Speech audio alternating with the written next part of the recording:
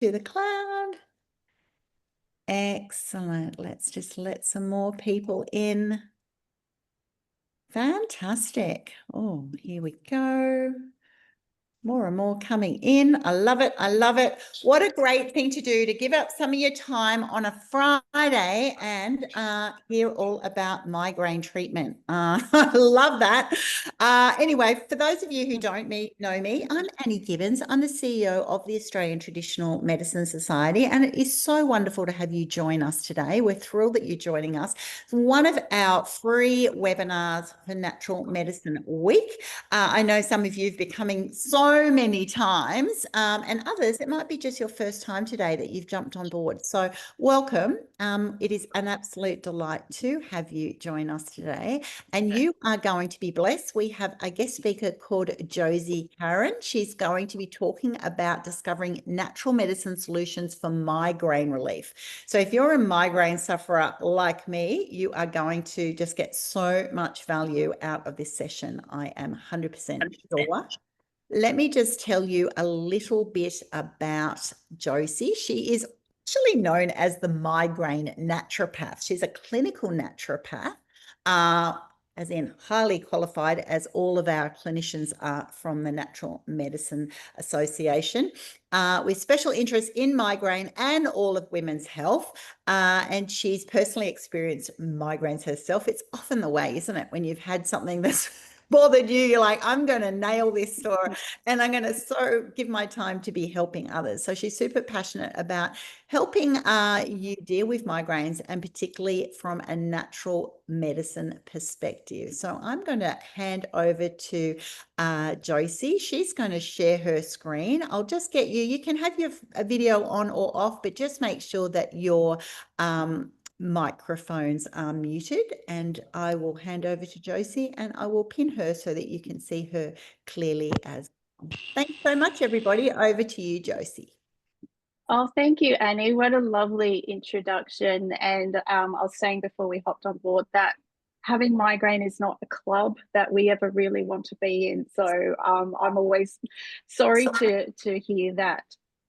So welcome, hello, and welcome everyone. Before we start, I would like to acknowledge the original custodians of the land on which I'm coming from, the Gumbaynggirr people of the area you might know as Coffs Harbour in mid-North Coast, New South Wales. Lovely, the garbage trucks just come up the lane. So this is really real, everyone. I'm sorry if you're hearing that, it won't be for long. Yes, I am proud to live in this country, and the constant connection that reminds me to be present and to be grateful for where I work and where I live. And I also want to acknowledge you for being here today. Seeing so many of you have joined me live today is really lovely. And if you feel so inclined, say hello in the chat, let us know where you are joining from. And also feel free to drop questions in the chat. I'll certainly do my best to answer them before the conclusion of our time together today. We'll see how we go. It might be towards the end, but certainly do feel free to drop questions, pick my brain while you've got me here. Okay. And also, I hope that you are migraine-free today and feeling well. That's important. I've just popped together a little bit of an agenda there so you can see what to expect as I go through my presentation today. And first, Annie did a wonderful introduction. I just wanted to say a little bit about who I am, because you might have zero idea. You might have just seen that, you saw an ad for this talk and you're like, yes, I want to learn about natural medicine and migraine, but I have no idea who this person is, and does she know what she's talking about? So I want to assure you that I'm not some, lightweight wellness influencer. I do have the requisite qualifications and experience. I have a Bachelor of Health Science in Complementary Medicine, as you can see, and I've also done extra training, clinical training in migraine to really understand that. And I'm sure you can appreciate that came around because I do live with migraine myself. I felt the training that we often receive is quite basic and doesn't go in depth a lot. So I've spent a lot of time really really trying to understand migraine, which is still scientifically and generally a quite misunderstood condition, but we're getting there.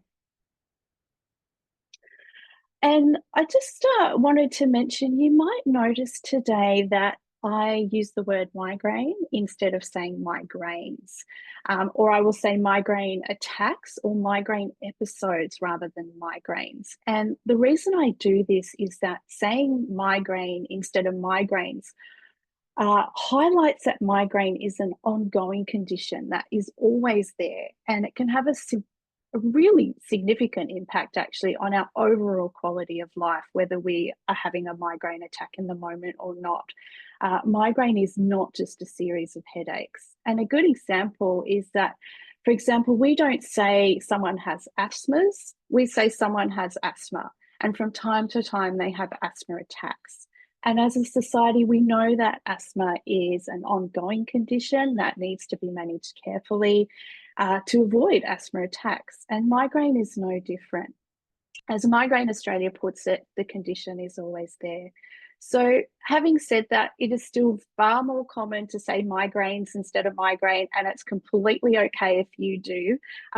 Most people do, and sometimes I do too. It's the language we've grown up with. But I thought you might find this language shift interesting in that it validates what we experience with migraine and what we go through when we live with the condition.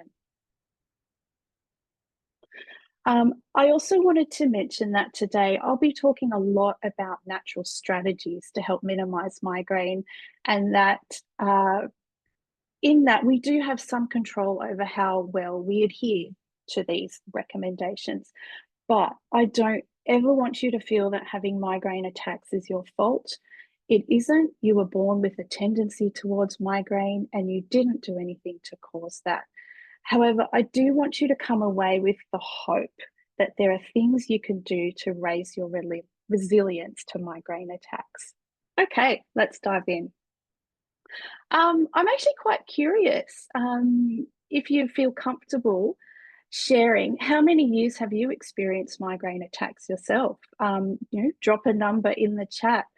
The first migraine I recall having was the first day of my high school certificate exams, which is over 30 years now, which was a pretty inconvenient time to experience my first attack. But let's face it, is migraine ever really convenient? Annie, 20 plus years. Oh, we've got 16 years. Yeah, it's certainly not easy. So, what is migraine? It's not just a headache. When people think of migraine, they think headache, but I'm sure I don't need to tell you, migraine is not just a headache. It's a complex, multi-system condition. It involves your nervous system, the gut, hormones, vascular system, the whole crew. And to be diagnosed with migraine, someone typically has reoccurring attacks that show up on one side of the head with a pulsating or throbbing quality. The pain is moderate to severe, and there's usually a tag-along symptom as well, such as nausea, vomiting, sensitivity to light, sensitivity to sound, and aversion to smells. And the length of the attack can last officially from 4 to 72 hours, but I think we're actually now seeing that a migraine attack can last a lot longer than that. So that's the textbook definition.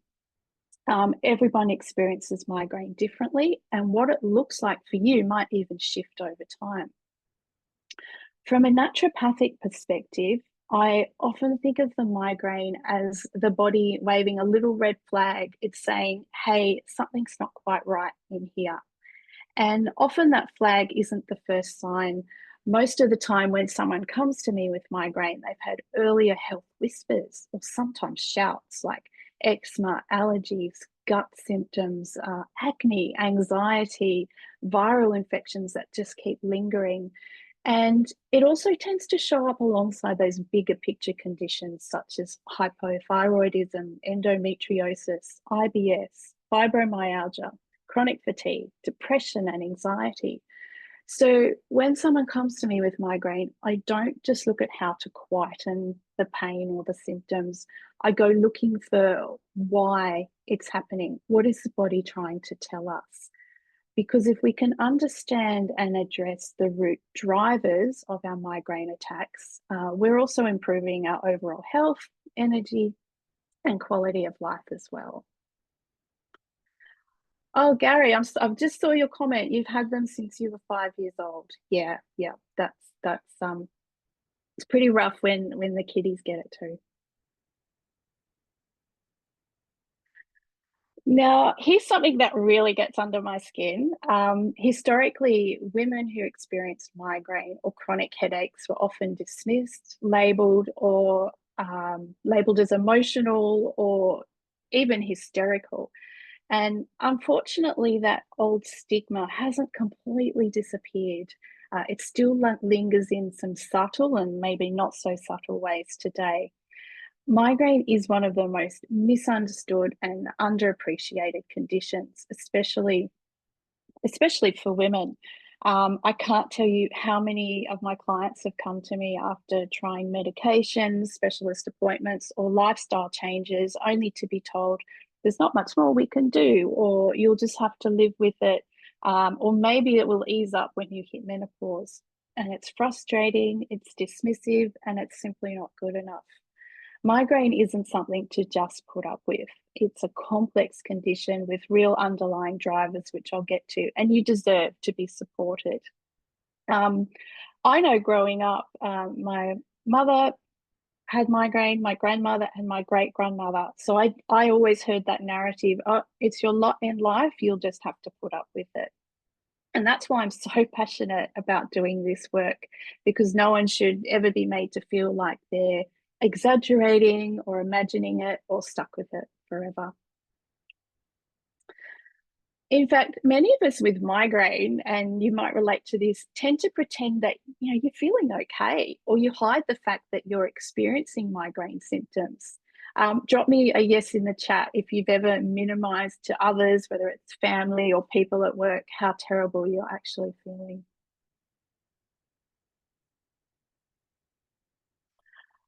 So let's talk about the symptoms of migraine. I know the text on here might be a little bit small, but it's sort of lovely because it shows us how the symptoms can vary over the 4 phases of migraine, and I'll go through what these are. So we have the prodrome phase, which is before the migraine may occur. It's sometimes in the hours or even days before the onset of the migraine headache. And here you might see fatigue, thirst, hunger, a need to pee more often. Bowel changes is a big one, depressed mood, anxiety, brain fog, or you might even feel euphoria. I know sometimes I felt really great one day, and then part of me's going, oh, does this mean I'm getting a migraine tomorrow? Perhaps there's constipation or bloating. Some people might notice that they yawn a lot before a migraine attack, and dizziness is something that's quite standard there too. Food cravings is another one. And funny enough, often the food that is craved, for example, chocolate, is blamed for the migraine attack. But it is now thought that the episode was probably already underway and the craving was simply a symptom. Some people, not all, experience aura, and that can be experienced as flickering lights, spots, lines, loss of vision, pins and needles, can also be ringing in the ear or difficulty with speech. And this phase typically lasts for 20 minutes to 1 hour. And then there's the pain phase, which I guess is probably the most distinguishing phase of migraine.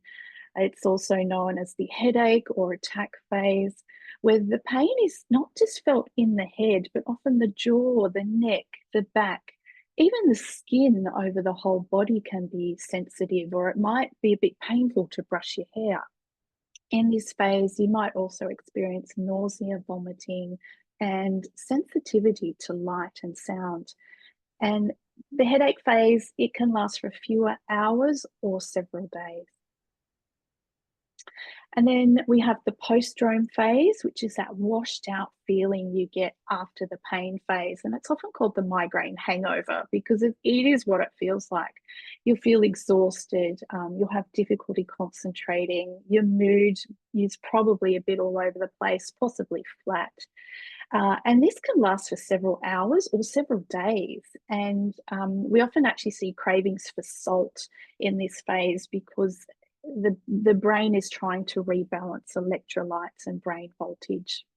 And many people who live with migraine will say they feel better after eating something like Vegemite on toast. So it's important to note that not all people who experience migraine will experience all 4 phases.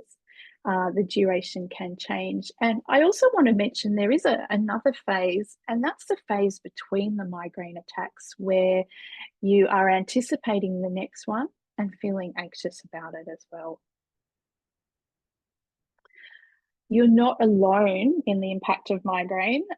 It's a really widespread condition. In Australia alone, we know that 4.9 million, or just over 20% of the population, live with migraine, and 1 in 4 households are impacted by migraine.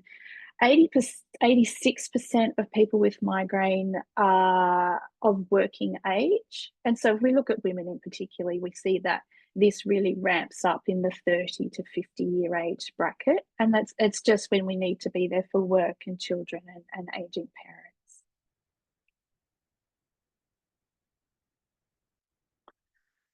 There's still quite a lot that we don't know yet about the pathophysiology of migraine or exactly how they develop in the brain. Migraine is generally considered a neurological or brain and nerves condition. And many medications for migraine look at blocking or preventing some of this activity in the brain to reduce the pain and symptoms. The trigeminal nerve, which has 3 branches that sort of run up sort of, behind your temple and the eyes, sort of around here, and also down to the jaw, is often responsible for that head pain that we feel behind the eye and the temple and the jaw area. And we also see some involvement of the vagus nerve, which is that long nerve that connects the brain and the digestive system. And that's often sort of where those, gut symptoms such as nausea and digestive changes can be felt. Okay, so I promise the science lesson is almost finished, but I do want to touch on a part of the brain that is thought to be central to a migraine attack. Because if we can understand this, it can really help us understand why certain things will trigger a migraine attack.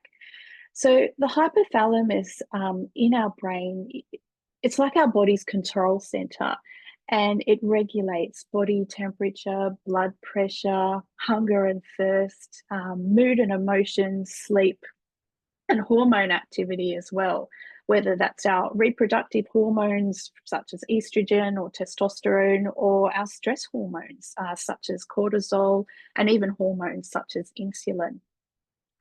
And as the hypothalamus works to keep all of these things in balance, you can see how migraine might be triggered by one or even several factors which is involved in that hypothalamus activity.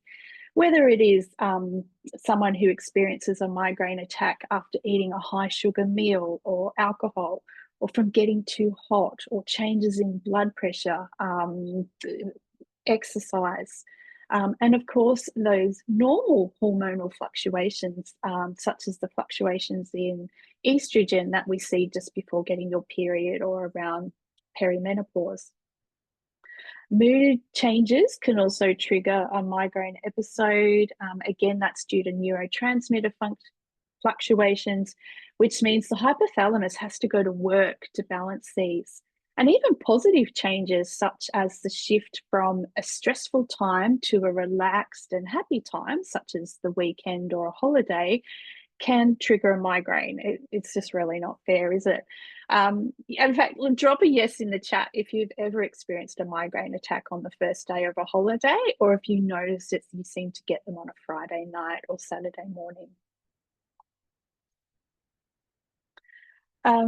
also just wanted to touch on, sometimes we see different types of migraine referred to. You might have heard of vestibular, visual, hemiplegic, ocular. And these labels, I guess, relate to how the symptoms are expressed or which part of the trigeminal nerve is impacted. There's even silent migraine, which is where you have many of the aura or the other symptoms, such as vertigo, nausea, visual disturbances and brain fog, but without the pain. And these can actually be just as debilitating. As you can see, if you can see this picture, the underlying factors that influence migraine can be varied. And you'll note that we're not just talking about triggers here, we're going deeper than that. It's important to note that triggers such as a certain food or sunlight glare, they can certainly bring on a migraine episode, but they're often not the underlying factor. It does help, though, of course, to understand our triggers, as avoiding them can help raise our threshold for migraine attacks by reducing the frequency and severity, so we can work on these underlying drivers. And let's go through these now. So I'm going to talk about some of the most common ones. And while I go through these drivers, have a think about how many of these apply to you. So we know that particularly for women with migraine, there is a genetic tendency present, and some of the genes associated with migraine have been identified. The family history of migraine or the genetic basis often means that, coming back to that again, that we seem to think, well, we're stuck with it, it's in our genes. But what we do know from the study of epigenetics is that genes can be turned on and off, and according to our environment, our diet and lifestyle. And this is where a nutritional and naturopathic approach can help support people with migraine. The other driving factors can vary from person to person, and you might have more than one. So the next one I've got there, it could include issues with the musculoskeletal structure, muscle tension or posture. We might see migraine attacks increase after a car accident, for example. And of course, stress. Stress is a really big one. I know that earlier with Natural Medicine Week, there was a great talk on stress. Definitely encourage you to check out the recording if you haven't seen it already. But in one study, 80% of people with migraine reported that stress can definitely increase migraine episodes.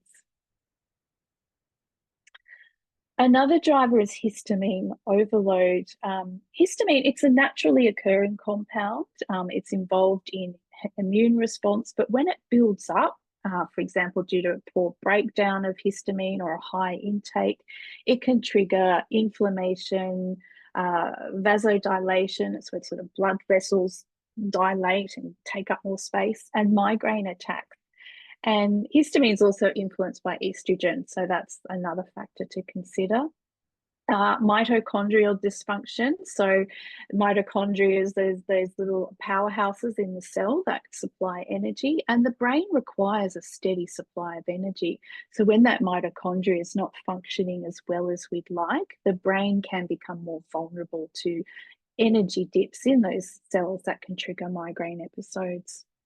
We've also got neurotransmitter imbalance, so that shifts in serotonin, dopamine, which can disrupt pain signaling, mood regulation, and vascular tone.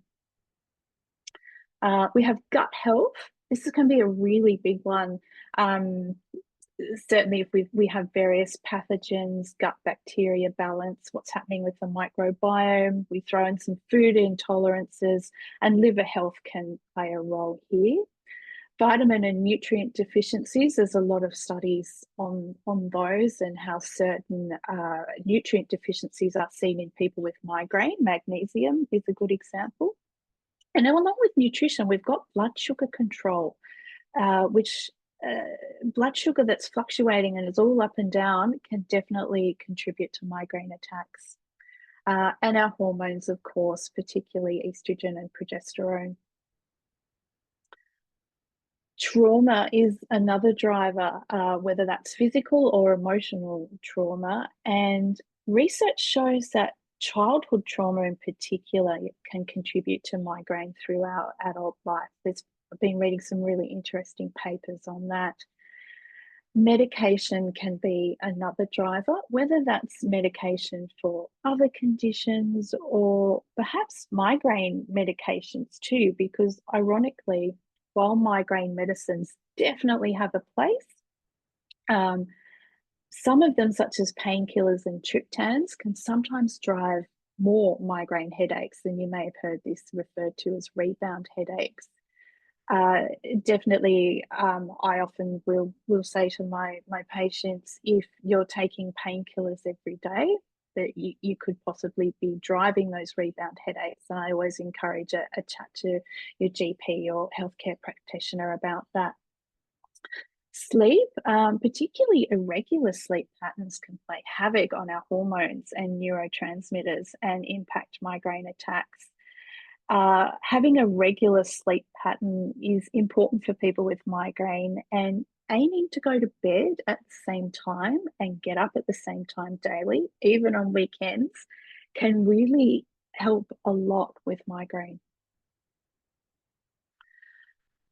I always find this really interesting, but research has shown that there can often be a personality type with migraine. And I do see this a bit in clinic as well.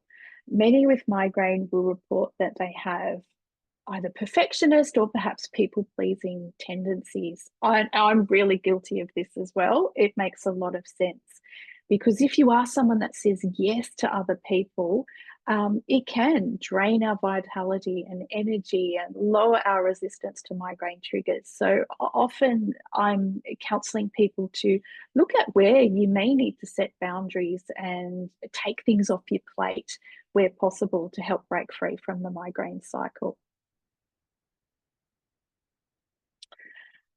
So this is, I guess, a little bit of a wheel here where we can, I'm sorry, a bit of it's cut off that says hydration and electrolytes, but these are a few things that we can do to prevent migraine episodes, and I'll go into these in a bit more detail.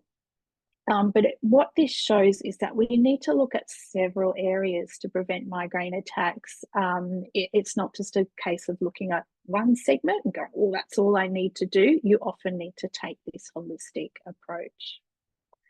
So now I'll go through some of the tips and tricks which I've found have made a big difference for myself and my patients and clients as well. Keep in mind for yourself that you may have different drivers, so that the degree that some of these things will help will really vary for you as an individual. It's important to experiment and explore what works for you, and take the time you need to come up with a prevention plan that works for you. Of course, this is quite an introductory webinar. I'm really just scratching the surface of the many interventions and natural medicines out there that can support migraine and prevent them. Otherwise, I would be here all day presenting things for you to try. So I've sort of summarized the main things and important things to look at. Hydration. I know you've probably heard this many times, but keeping hydrated is one of those simple but really effective things we can do for migraine. And while dehydration is generally not the root driver of your overall migraine condition, we know that dehydration can often cause a migraine attack or a flare-up. Even mild dehydration can set off a migraine attack. And the reality is that many of us are not drinking enough water or absorbing it properly into our cells. So 2 or more liters a day is pretty good. You can work out a more specific figure based on your body weight. And hydration is not just about having enough water. It can also mean when you're dehydrated, you can also be losing electrolytes, and they are those essential minerals and substances that work to keep our cells, including our brain cells, hydrated at just the right amount. And that's why electrolyte solutions help rehydrate quickly, because they're helping transport water into our cells. I really love coconut water as a lovely electrolyte. I always keep some in the fridge. Exercise and movement therapies, they're also an essential migraine prevention strategy, and research shows that 4 times 45-minute sessions a week of exercise can help prevent migraine attacks. It's important to not overexert yourself well, remembering that we want to keep our blood pressure and temperature is fairly stable. So avoid that really high intensity cardio exercise or heavy weight training. If you are currently experiencing lots of migraine attacks, it's important to warm up and cool down. And I really like those gentle exercises such as walking and swimming, stretching. Pilates can be great, yoga as well. And if you suspect you have musculoskeletal issues, working with a physiotherapist or an osteopath or a chiropractor, having them on your health care team can be really helpful, I find.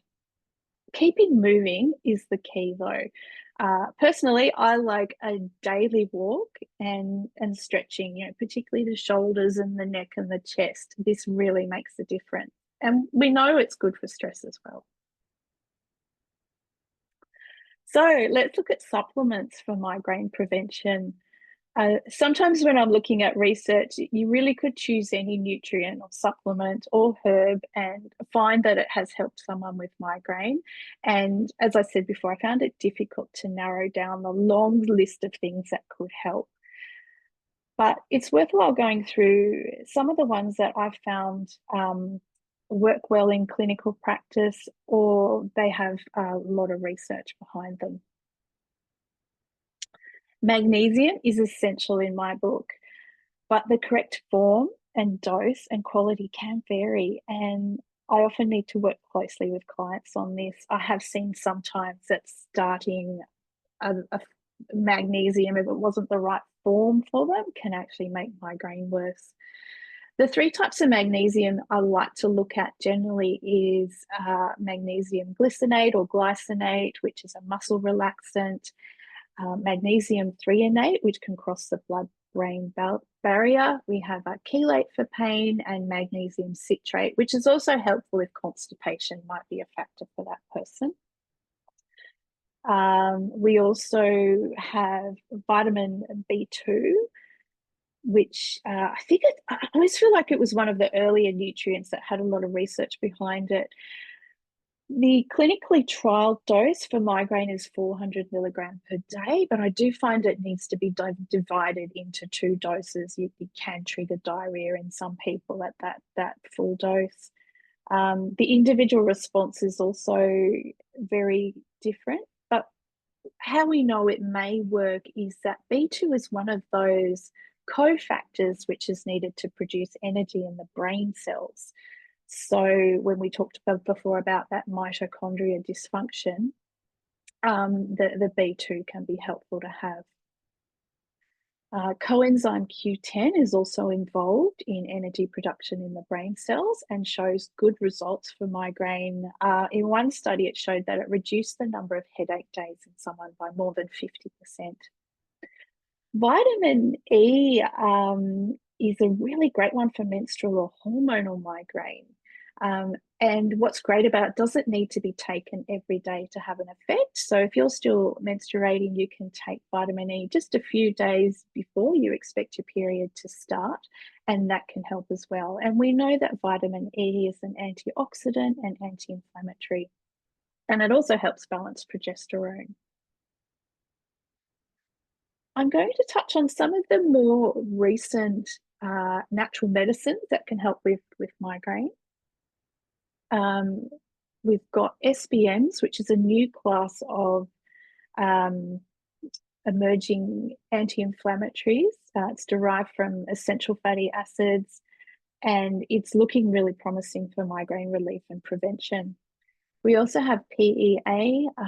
It's a fatty acid molecule which is naturally found in the body, and we can also get it from protein-rich foods such as egg yolks, soybeans, and meat. And it acts as an anti-inflammatory and analgesic. And it works by toning down those overactive pain receptors. I'm just recalling, yes, it was a study. It was a group of 50 patients taking PEA. And they also continued to take their regular pain medication. And they found that the number of days per month with migraine decreased from an average of 10 to about 5 or 6. And the intensity of the symptoms reduced by 71%, which I think is phenomenal. I love PEA. And there's also glutathione, which is a powerful antioxidant. It supports liver health. And studies show if you're running low on glutathione, you're vulnerable to those migraine attacks and headaches. So you can naturally increase your glutathione by ensuring you're eating foods rich in vitamin C, sulfur, for example, garlic, and selenium in Brazil nuts, as these are cofactors of glutathione. And it's also available as a supplement. I do want to say, particularly with these supplements I'm showing here, it is essential to consult with a health practitioner trained in natural medicine to ensure that you get the proper form and dose. I say this with all supplements. I know it can be tempting to pop into a supermarket and get the cheapest form, but the potency or the quality of some of these just may not be right for you. And there's often fillers involved as well that can even trigger a migraine episode. And of course, we know that many supplements can interact with medications or other supplements. So I do encourage you to explore these, but with a healthcare practitioner that you trust. Oh, sorry, my cat just joined us. I'll move her out of the way. Okay. Many herbs are helpful for migraine as well. And I like to put together a custom blend herbal medicine for my clients because then I can take a really individual approach and look at all the various factors going on for them. But I will go through and talk about some of my favorite herbs. Feverfew, it's the main herb that herbalists learn about for migraine. And you'll often find feverfew in some of the migraine tablet formulas as well. And there is a strong history of traditional use for this herb as a natural alternative to aspirin. It's anti-inflammatory and it can stop that smooth muscle spasms in the brain. Curcumin, of course, derived from turmeric, and trials for migraine show it has a positive effect on pain conditions. And I also like corydalis. This herb has been shown to bind to the opiate and dopamine receptors to reduce pain. Other herbs I like for migraine include California poppy for pain relief, skullcap, which I think has the best name for migraine, and wood betony, which is I think it's my favorite at the moment. It has a traditional use in migraine as it also supports the nervous system while reducing pain. So it can sort of help with anxiety and some of those other symptoms. And I'll quickly pop up another list that, while they're not specifically migraine specific, I do find them helpful in a lot of situations. We have kava, chamomile, valerian are good to support sleep. We have St. John's wort, lemon balm, and lavender, which are lovely for the nervous system. And you might be wondering how you can get your hands on some of these herbs. There's certainly some are available in health food shops, often in a capsule form. Of course, again, I recommend you see a herbalist or a naturopath who will check if these herbs are safe and appropriate for you. As I like to do, make custom blend them in a liquid mix for you. I generally don't recommend purchasing from overseas, as the regulations and quality can vary widely from our Australian products. Making your own herbal tea can be quite wonderful. It's a safe way to take herbs often, and it just feels quite empowering. You're doing something for yourself. It's a good way to reduce caffeine intake while increasing hydration. This is one of my favorites. It smells beautiful. You could take it at nighttime as a bedtime cuppa. You can have it up to 3 cups a day just to soothe your nervous system throughout the day. It's really lovely.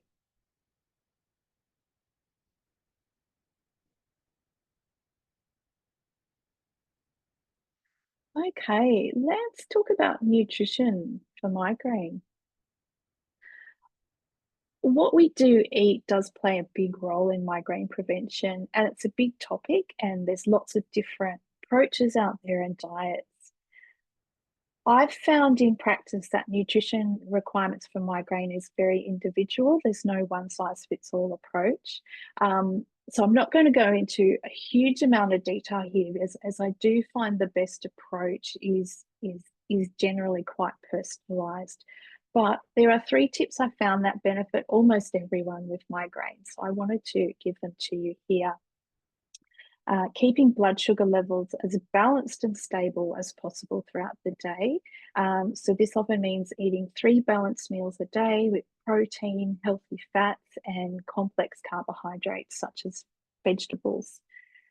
Avoiding processed foods, sugar, caffeine, alcohol, artificial sweeteners, ditching those packaged foods such as cereals, muesli bars, biscuits, and convenience meals. And I just want to make a quick note on caffeine here. Caffeine can have a medicinal effect, particularly at the start of a migraine attack. It can help stop that attack. But I find it works best if you are not already consuming too much caffeine each day, as that can drive migraine attacks. So for a lot of people, a safe amount of caffeine could be half a cup of coffee or maybe 1 cup of coffee a day. If it's starting to creep up to more than that, then I do often observe that we get more migraine attacks. It does vary for everyone. So you may be quite different. You may tolerate caffeine quite well, but it's something to think about. And thirdly, much research shows that a diet high in omega-3, particularly from fish or flaxseed oil, can reduce the number of headache days a month. And we do know that omega-3s are very anti-inflammatory and so have a role in pain relief. So what can we do if we already have an attack on the way? Well, it's important to take action early.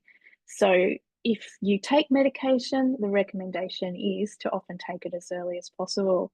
And I know how hard this is because it's really normal to think, maybe this isn't a migraine attack. I might just wait a bit. But if we can learn to really understand what our early prodrome, that pre-migraine phase symptoms are, and take action earlier rather than later, you can find that the frequency and severity of migraine attacks might decrease over time. So if you're wanting to do something as well as your medication or instead of medication, here's a couple of simple options for you. You might have heard about this already, that's salt and water. It's a really simple intervention. Many of my clients report it makes a huge difference. So at the first sign of a migraine attack, you take a little salt on the tongue and then you swallow it down with a big glass of water. I don't recommend mixing the salt into the water. That can actually make you feel quite sick. I find it actually helps to put the salt on the tongue first and register the taste. Let the brain actually register that you've got something salty on your tongue, and then drink your water. And then throughout the day, drink a lot of water, maybe a glass or 2 of coconut water for electrolytes. Some people find it helpful to have the salt and water first thing every morning. Some find it helpful to have it last thing at night as well. You can sort of find your way and experiment with it. But definitely the first sign of an attack, you might be surprised how effective that can be. Ginger, ginger, ginger. This is my favorite natural medicine for when you have a migraine episode. And there is a lot of evidence actually to show that it can help reduce the severity of migraine attacks. We know it's an anti-inflammatory, it's also antihistamine. And so it makes sense that if taken early enough, it can calm down a milder migraine attack. And of course, ginger is also well known for nausea. So if that's a common feature of migraine, then ginger might be good for you. And the best thing is that ginger is inexpensive and safe. How to take it? I find 1/4 teaspoon of ground ginger, that powdered spice we have in the cupboard, in hot water works well. But really, any way you can get it is great. I even keep ginger chews in the car when I'm out and about. If I'm sort of starting to get that feeling in my neck, I'll add ginger to cooking as much as possible.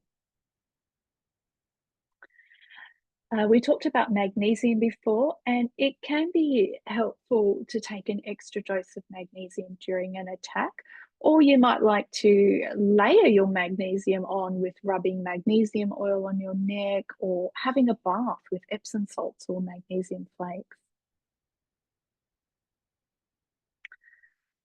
Ice is another simple feature to keep in your migraine first aid kit, and many find that ice applied to the back of the neck and head can help, especially if you can keep the rest of the body warm at the same time. And rest, please rest as soon as you feel an attack coming on. You might feel like you can't afford to do this, but sometimes a 1 hour nap can help you avoid a 3 day skull crusher. Thanks, Deb. Catch you later. Okay. I might just answer a quick question here from Julie. When migraines start to hit before period, should we take vitamin E right away? Yeah, ideally, if and it can be challenging if your cycle is irregular too. Ideally, it works best if you're taking vitamin E a few days before your period. But certainly, if you haven't been and you get that attack, take some vitamin E, see how it works for you. Okay. Essential oils are also something that can be useful in your migraine toolkit. The ones that show good research results include lavender, peppermint, rosemary, eucalyptus. It is a personal choice, as some scents can trigger a migraine episode for some people.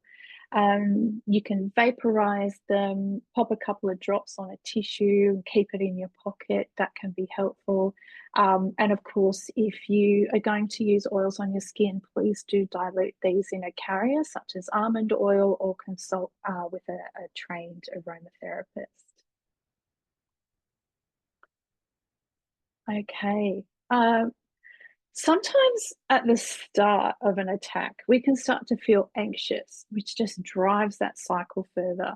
So, slow breathing, if you remember to do it, can help regulate your nervous system. You can also try humming on the out breath, which can further calm the nervous system through vagal nerve toning. I also love acupuncture, and there are plenty of free yoga sequences and meditations for a migraine attack out there. Google them, try them, see which ones you like and resonate with you. So here let's put it all together. So here are the main things to remember. Address any drivers that you think may be contributing, such as gut health not being optimal, hormones, stress. Number two, incorporate some preventative strategies such as eating a balanced diet with less processed foods, taking daily magnesium, vitamin B, CoQ10 supplements. I should also mention that with supplements, it can take 2 or 3 months to work too. So if you're not getting an improvement in the first week, that's completely normal. It does take a couple of months. Drink lots of water, exercise gently but regularly. And when you do feel those first uh-oh signs of a migraine, get on top of it quickly. Okay. I would love to hear if anyone has any questions. Hi again, Julie. Yeah, specific tips for SPM. I find that generally if you've been prescribed it by a health practitioner, such as a naturopath or nutritionist, that generally the standard dose of whatever's on that particular SPM brand, taking that daily is a good way to start. Okay, I'll just scroll through. Any more questions?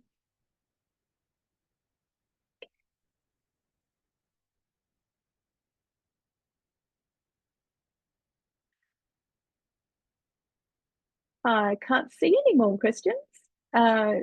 I think we have a couple of minutes still, but I really hope this has been helpful for you. Do keep in touch. Head to my website. I've got lots of free resources, articles, and downloads to help with migraine. Of course, you can always reach out to if you want some more personal support. Thank you, Effie. Oh, thank you so much, Josie. It's just been amazing. Really enjoyed it. So many little tips and tricks there. I haven't been a fan of ginger, so I'm thinking, oh, I'll have to get into ginger. I've always just avoided it because I didn't like the taste of it. But I'm like, oh, if it works, right? Who cares?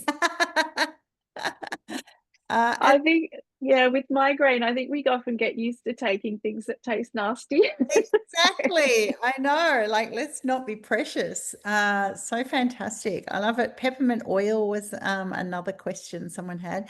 Yeah, I love it. We'll just try so many things. I love what you said though, Josie. One thing that stuck to me in your presentation were that you often are desperate and you pop into like a, I don't know, like a chemist warehouse or something, and you think all the doses are the same. But I think you said in your presentation, make sure you go to a qualified practitioner because they're not the same. So I'd love you just to share just for a couple of minutes on, well, what does that mean? Like, are you making up your own potions, or how does that work for the average consumer who I thought if I need something, it should be the right dose from a shopping center? Yes, in terms of how I work with yes. I first of all take a really long and thorough case history. I want to find out first what's happening underneath, particularly with something like magnesium. If, for example, someone is experiencing loose bowels a lot, I'm not going to give them magnesium citrate. I'm going to try and work and nut out exactly what form may work. In terms of the dosage, I tend to start on the lower end. I think I mentioned 400 milligrams in my presentation, which is actually a fairly big dose. But I know a lot of the research actually goes quite higher than that, but I would never put someone on that high dose to begin with. I'd start off gently and we would work up. Fantastic. Thank you. Any other final questions from anyone? Now's your time. Got the expert for another couple of minutes. Lots of thanks from the chat. Yeah, it's been great. It's been great bringing them all to you. We're at the end of natural medicine. I think this is our last presentation. So I've popped the link. A few of you have said, like, what happens if I've missed some? I've put the link to our YouTube channel. There are also catch-up videos on the Natural Medicine Week video on channel. But if you just go to our YouTube channel in the chat, yeah, you can just rewatch any of the presentations at any time. Also, share them with your friends, share them with anyone you think might be interested in them. It's just been so great having our qualified practitioners. If you're looking for a qualified practitioner, you go to atms.com.au and you just click on the Find a Practitioner. All of our practitioners are highly credentialed. They all do their professional development and have insurance and first aid and all the right things that we have thoroughly checked, because not all practitioners are practitioners. So yeah, question. Oh, it might be from a practitioner. Does this qualify for our CPE? No. If you're a practitioner coming to these presentations, no, it doesn't, because it's kept at a consumer level, all of the information given. But thank you for joining us anyway. But those presentations are given to our practitioners. So for those of you joining us, ATMS looks after practitioners, natural medicine practitioners, of which we have around 9,500 across Australia. And then we are increasingly focusing on our consumers, which is most of you. And it's so great to have you join us. So we call you friends of natural medicine because you are our friends, our community. And we will be increasingly providing information, education, resources to our friends. So by joining these webinars, you will have automatically joined, usually, if you've clicked the right button to join Friends of Natural Medicine. And we just give you a little email every 2 weeks. It connects to our podcast, which is called Let's Talk Natural Medicine. Also blogs and recipes from celebrity chef and many of our practitioners, blogs that are written by professionals. Just really good to know that you've got correct information to absorb, and then you can reach out to any of them via our website anyway. So it's just been great to have you all join us. If we've got no further questions, we'll leave you for now. But thank you so much, Josie, for giving up your time. Really, really appreciated it today. My absolute pleasure. Thank you. Thanks, everyone. Have a great day and weekend ahead.